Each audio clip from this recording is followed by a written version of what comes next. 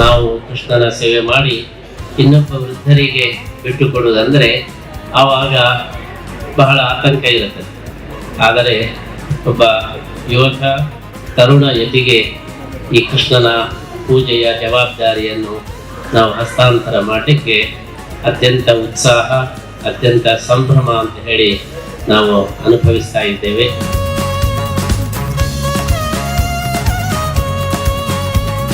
ಕೃಷ್ಣನ ಪರ್ಯಾಯ ಕುತ್ತಿಗೆ ಸ್ವಾಮಿಗಳ ಪರ್ಯಾಯ, ಶಿವರೂಢ ಸ್ವಾಮಿಗಳ ಪರ್ಯಾಯ ಎಂಬುದಾಗಿ ಬ್ರಹ್ಮೋತ್ಸವ ಸೇವೆ ಕೊಟ್ಟವರ ಸೇವಾಕರ್ತರ ಹೆಸರಿನ ಹಾಗೆ ಮಾತ್ರ ಇದೆ ಹೊರತು ನಿಜವಾದ ಪರ್ಯಾಯ ಎಲ್ಲ ಭಕ್ತರು ಸೇರಿ ಮಾಡತಕ್ಕಂತಹ, ಜಗತ್ತಿನ ಹಿತಕ್ಕಾಗಿ ಮಾಡತಕ್ಕಂತಹ ಇದೊಂದು ಬ್ರಹ್ಮೋತ್ಸವ ಎಂಬುದಾಗಿ ನಾವು ಭಾವಿಸಬಹುದು.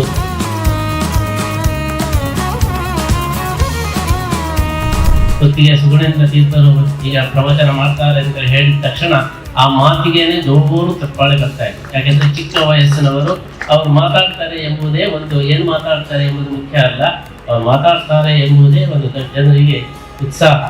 ಈ ರೀತಿಯಾಗಿ ಬಾಲ್ಯದಲ್ಲಿ ಕೃಷ್ಣನ ಪೂಜೆಯ ಪರ್ಯಾಯ ಅದು ಒಂದು ವಿಶೇಷವಾದ ಆನಂದವನ್ನು ನೀಡುತ್ತದೆ. ಬಾಲಕೃಷ್ಣನನ್ನು ಬಾಲಕನಾಗಿ ಪೂಜೆ ಮಾಡೋದು ಅದು ಅತ್ಯಂತ ಅಪೂರ್ವವಾದಂತಹ ಒಂದು ಆನಂದದ ಅನುಭೂತಿ. ಅಂತಹ ಒಂದು ಸೌಭಾಗ್ಯ ನಮ್ಮ ವೇದವರ್ಧನ ತೀರ್ಥರಿಗೆ ಇವತ್ತು ಬಂದದ್ದು ಬಹಳ ಒಂದು ಸಂತೋಷದ ವಿಷಯವಾಗಿದೆ.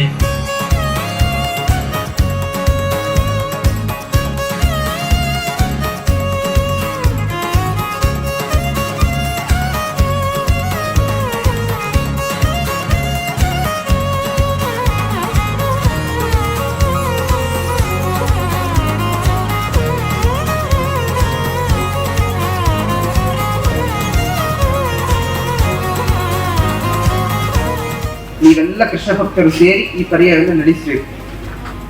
ಕೃಷ್ಣನ ಆರಾಧನೆ ಮಾಡಿದಾಗ ನಮ್ಮ ಧರ್ಮ ಉಳಿಲಿಕ್ಕೆ ಸಾಧ್ಯ. ಹಾಗಾಗಿ ತಾವೆಲ್ಲರೂ ವಿಶೇಷವಾಗಿ ಶಿವರೂಢ ಪರ್ಯಾಯದಲ್ಲಿ ಎಲ್ಲರಿಗೆ ಮುಕ್ತ ಅವಕಾಶ ಉಂಟು ಬಂದು ಕೃಷ್ಣನ ಸೇವೆ ಮಾಡಲಿಕ್ಕೆ.